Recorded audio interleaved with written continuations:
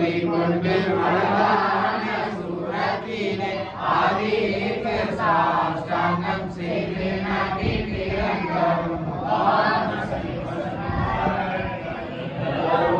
தாயாரும் பெற்றதற்கு யாரும் அடையாளம் காணாமல் தூய்மையுடன் ஆகிவிட்டார். கோட்டைகளை கண்ணாலே பார்க்க மட்டும் வெளிப்பட்டு நீண்டது 1000 வருடமாக அமராக நிற்பதும் அமரவற்றினால் அவர்களுடைய வீட்டது புற்றுகளும் அணிந்து கொண்டு கீழே விழுந்தது.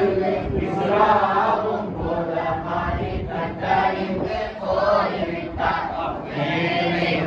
நின்றும் இந்த நபி தம்மை கொண்டும் அழகிலும் சுத்தமென சத்த